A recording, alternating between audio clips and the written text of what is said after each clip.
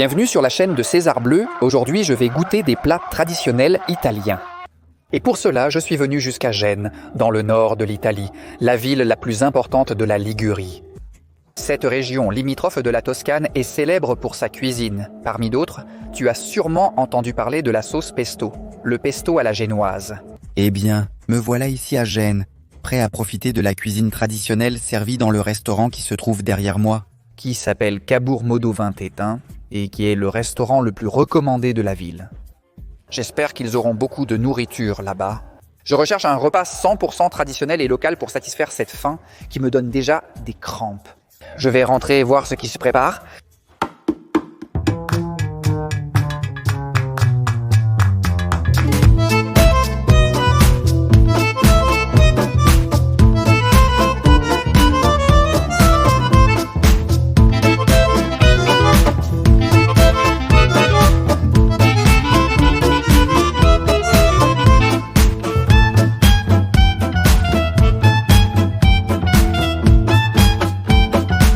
Puisque je suis déjà là, à l'intérieur du restaurant de la Trattoria. C'est très petit, il y a quelques petites salles, mais vraiment minuscules, avec un aspect très ancien. Toutes les murs sont décorés avec des dessins faits par des enfants, et ça ressemble vraiment à des dessins d'enfants. Le restaurant s'est rempli rapidement. Je suis arrivé à midi pile, et dès mon entrée, presque toutes les tables étaient occupées, et on va voir ce qu'ils servent dans cet endroit. Et le menu commence en expliquant que la sauce pesto qu'ils utilisent ici est protégée par l'appellation d'origine protégée et qu'ils la préparent selon la recette traditionnelle du pesto génois. Et une autre chose que j'adore, c'est que certains plats sont signalés par un logo qui indique qu'il s'agit d'une recette traditionnelle de la Ligurie génoise, réalisée strictement selon les paramètres de la cuisine traditionnelle. Je pense que je vais découvrir de nouveaux plats. Surtout à l'ancienne, c'est ce que j'aime. Les plats du jour varient selon le jour. Coq le lundi, assortiment de viande le mardi, ravioli le mercredi, puis les jeudis et vendredis. Morue le samedi, spaghetti à la carbonara le dimanche, gâteau de morue avec pommes de terre au four. Ils poursuivent avec les antipasti. Ils disent qu'ils ont de la seiche à la Portofino. Portofino est une petite localité d'ici, de Gênes, avec 500 habitants. Rien de plus, un tout petit village de pêcheurs. Eh bien, donc, de la seiche à la Portofino. Le capon magro, qui est une sorte de salade que l'on mange ici dans la région. Un plat également local, des anchois, des tentacules de calamar et aussi la focaccia au pesto à la génoise de la région locale. Et tout commençant par le tagine aux œufs, différents types de lasagne.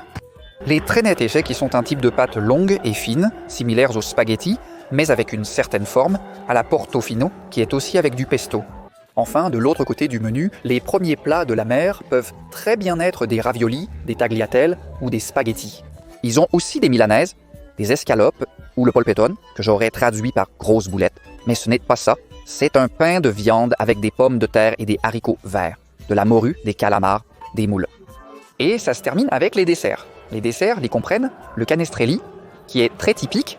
Ils ont aussi la torta della nonna, le gâteau de la grand-mère, la panna cotta, le tiramisu ou le sorbet au citron. La carte est déjà bien étudiée. J'ai hâte que le repas commence. La fête débute avec la panissa, assaisonnée d'oignons, de sel et de poivre. La panissa qui ressemble à une pâte qui... Ils font avec de la farine de pois chiche mélangée avec de l'eau et du sel. C'est bon. Cuite et... C'est l'un des plats typiques de la région. J'ai commandé du vin et attention, on te le sert dans un verre servi à table. Pas dans un calice, mais c'est déjà ça. C'est un vin de la région de Golfe du Tigullio, à Portofino Ancilaiolo. Ils mettent aussi le pain dans un petit sac en papier. Le pain a l'air bon. Le festin commence enfin. Tu ne peux pas imaginer l'odeur délicieuse, c'est comme une pâte. Eh bien, ce n'est pas mal, ça me rappelle le goût de... C'est vrai, un peu comme du tofu. Eh bien, c'est un plat vegan à 100%. Comme ça, en guise d'entrée. Eh bien, ce n'est vraiment pas mal. Les prix sont très bas. Les portions, comme tu peux le voir, ne sont pas très grandes pour l'instant. Et c'est assez curieux. Je n'avais jamais goûté la panisa, la farine de pois chiche. Tu ne peux pas imaginer comme l'oignon pique. Et le pain est vraiment bon. Et le vin dans un petit verre, ça me rappelle le vin du village que buvaient mes grands-parents. Ils buvaient comme ça. De plus, toujours dans un verre couvert d'un papier ou autre pour empêcher l'entrée de mouches ou d'autres choses. Un petit vin de table tout simple. Ça me fait plaisir d'essayer de nouvelles choses que je n'ai jamais goûtées et que j'aime. Pas mal l'expérience, mon expérience de le goûter, et non pas que ce soit une expérience en soi, le plat, parce que, comme je te l'ai dit, il fait partie de la cuisine traditionnelle de la région. Enfin, un peu d'air de pain et on continue. Et voici le plat de sèche. Sèche à la Portofino. Sèche avec du pois, elle est préparée au grill. Sur les petites affiches collées au mur, ils vantent la fraîcheur du poisson et des fruits de mer. Nous sommes près du port, voyons ce qu'il y a. Il y a de la tomate séchée, effectivement de la tomate déshydratée. Et premier contact avec ma sauce préférée pour les pâtes, qui est cette sauce-ci? Quel but incroyable cette sauce! La sauce pesto contient du basilic, de l'huile d'olive et du parmesan, car Parme est à environ 100 km d'ici. Des pignons de pain, du fromage pecorino aussi, c'est-à-dire qu'il mélange le fromage de vache avec le fromage de brebis. Le fromage pecorino est un fromage, je crois, romain. Eh bien, allons-y. Enfin, le pesto est délicieux. Allons enfin goûter la sèche. Elle est bien tendre. Oh là là, qu'est-ce que c'est bon et savoureux. Avec la sauce pesto? Eh bien, quelle bonne chose, non? Je vais tout goûter ensemble avec la sauce pesto et avec la tomate. C'est bien meilleur. Normalement, même en Espagne, j'ai vu qu'ils mettent la sauce pesto dans les restaurants à la maison, toujours avec des pâtes, parfois sur une pizza, mais jamais, jamais. Je ne l'avais jamais goûté avec de la sèche. J'apprécie l'invention et les prix. C'est probablement le restaurant le moins cher du parcours. Je peux te dire sans hésiter que c'est le meilleur pesto que j'ai jamais mangé dans un restaurant. Excellent, mais excellent. En fait, j'ai commandé plusieurs plats avec du pesto. Et c'est tout pour celui-ci qui contient du texte. Passons maintenant au tropi. Tropi pour le texte du trophée. C'est ce type de pâte très typique de la gastronomie d'ici, de la Ligurie, de la région de Carnogli et Bogliasco, dans la province de Gênes. Elle a une forme ondulée et se prépare avec du pesto. Comme tu peux le voir, ils font les pâtes à la main, servies avec des pommes de terre et des haricots verts. Une recette que je n'ai jamais goûtée. Et attention, ils te donnent aussi des sachets de grana padano pour ajouter plus de fromage, si tu veux. Frérot, enfin, voyons voir des pâtes avec des haricots et des pommes de terre. Où as-tu déjà vu ça? Oh là là, quelle folie, ça c'est vraiment ultra délicieux. Quel délice, mais bon, les pâtes sont al dente. Il y a une quantité de pesto impressionnante. Comme ces pâtes aux haricots sont délicieuses. Mais combien me reste-t-il à apprendre? Cette recette mérite vraiment un 10. C'est spectaculaire. C'est bien plus que ce que je sais, c'est sûr. Allez, donc... J'aimerais rester un jour de plus à Gênes, mais je pars à Monaco après le déjeuner. Je le ferai rien que pour commander ce plat. La pomme de terre est excellente, le basilic et la sauce pesto sont délicieux. Je vais ajouter tout le sachet de grana padano. Oh, c'est drôle, hein? Le fromage qu'ils te donnent ici pour les pâtes? Déguste le fromage, il n'y en a jamais assez. Hier, je venais de Bologne jusqu'ici et la route passait par Parme. Eh bien, sache qu'aux stations-service, tous les produits qu'ils avaient étaient liés au fromage, au pesto. Je ne me suis pas arrêté à Parme, car le seul musée sur la fabrication du fromage que j'ai trouvé était fermé.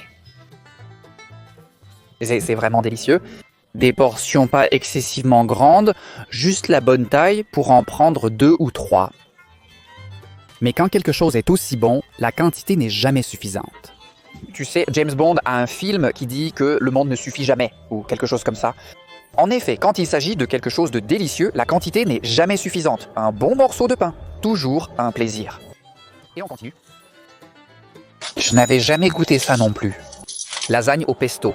Il y avait la lasagne et le lasagnette. Le lasagnette se différenciait parce que c'était uniquement la pâte de la lasagne faite en petites boules et avec du pesto. Et la lasagne elle-même, eh bien ici tu la vois au pesto. Je pense que l'intérieur contient du pesto. Pas de viande, juste de la béchamel et des pâtes d'après ce que je vois. Ça me fait rire, il n'y a pas de viande. C'est une lasagne au pesto. Je vais te dire une chose. Une lasagne sans viande ni tomate, je ne sais pas quoi en penser. C'est comme un sandwich de pain avec du pain. Est-ce que quelque chose me manque ici? Eh bien, il y a la béchamel, il y a le pesto, c'est très bon. Mais le pesto, quand on le mélange avec la béchamel, il passe vraiment au second plan.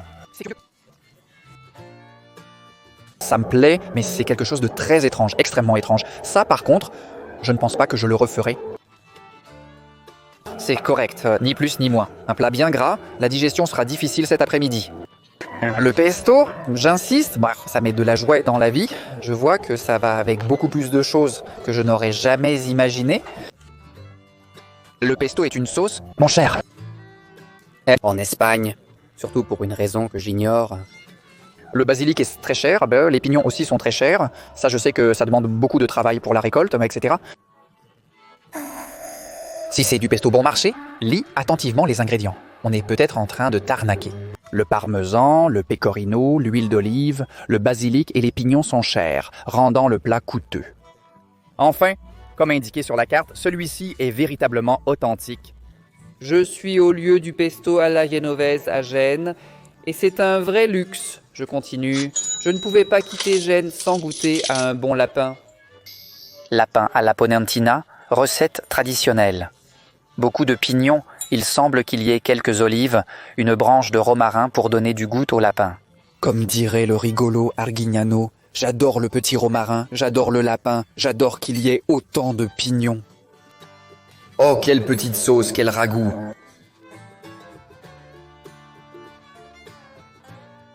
Quel gros lapin, quel morceau de pâte il a!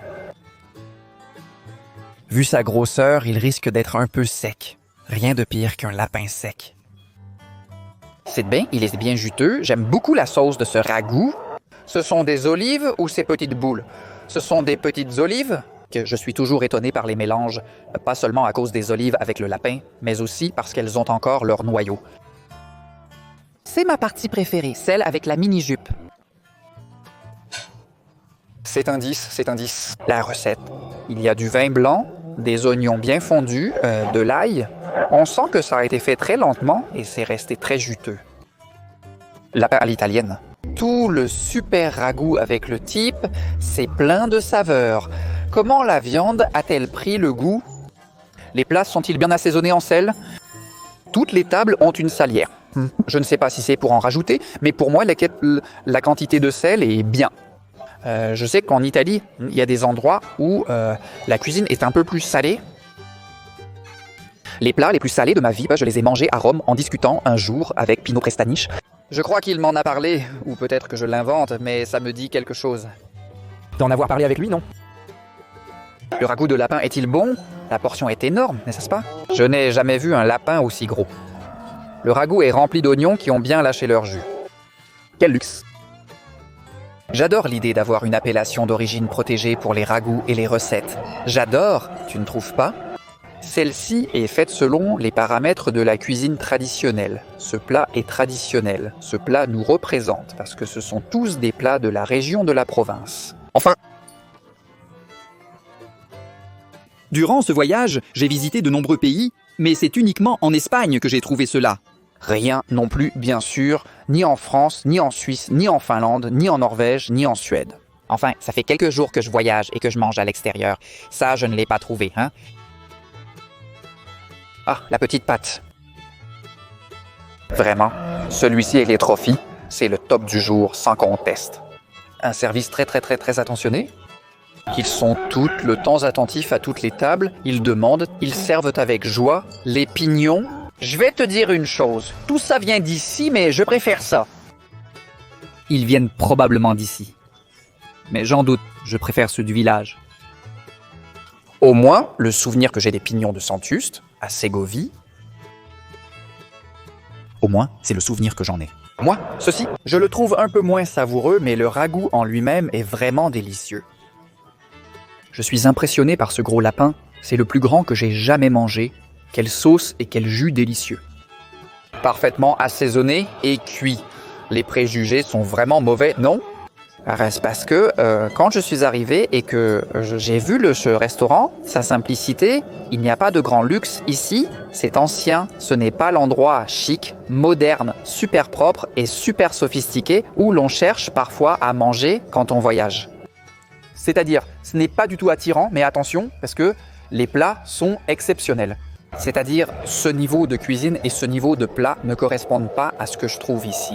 Des chaises comme ça, très à la Kenkles, comme pour une terrasse, tout est décoré de façon très simple, mais avec une cuisine impressionnante. Alors, oublions les préjugés. Enfin, je continue. Je n'ai pas pu résister et j'ai commandé plusieurs desserts. Ce que tu vois là, c'est la crème de mascarpone avec un cœur au chocolat. Ça donne envie, non? J'ai aussi commandé une panna cotta au caramel. On m'a donné le choix entre caramel, chocolat ou crème. Et le dessert typique d'ici, ce sont les canestrelli avec du muscat pinocchino toc.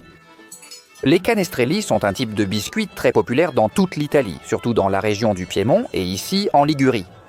Voici les canestrelli ligures. Ce sont des biscuits en forme de marguerite, qui sont faits avec une pâte sablée. Enfin, je ne sais pas par où commencer. Allez, je vais commencer par les canestrelli. Voici les canestrelli au muscat. Et le biscuit typique au beurre, de toujours, comme celle qu'on trouve dans les assortiments de la fameuse boîte bleue de biscuits au beurre, la fameuse boîte bleue. Celle que les mères utilisaient ensuite comme boîte à couture, eh bien, il faut le dire, elle a du peps, elle a de la force. Passons à la crème de mascarpone. Voyons ce que ça donne avec le chocolat noir. Il y en a bien au fond. Comme une crème au chocolat, c'est délicieux. C'est un vrai péché avec cette crème de mascarpone à laquelle ils ont aussi ajouté du beurre. Le dessert est froid, quelle bonne chose. Et la panna cotta signifie crème cuite dans la traduction. Un dessert très typique dans toute l'Italie. Je ne l'aurais pas mis, ni caramel, ni rien. C'est le caramel typique des potes de sauce au caramel. La panna cotta est délicieuse. Disons que c'est un flan, mais au lieu d'être fait avec du lait, il est fait avec de la crème. C'est délicieux. En fait, la panna cotta est celui que je préfère des trois. Même si rien ne surpasse le fait que tu sois arrivé jusqu'ici, je t'en remercie beaucoup. Si tu as aimé la vidéo, mets-lui un super like. Abonne-toi et active toute la cloche des notifications pour que YouTube t'avertisse de la prochaine vidéo. C'est tout pour aujourd'hui. On se retrouve au prochain restaurant. Au revoir.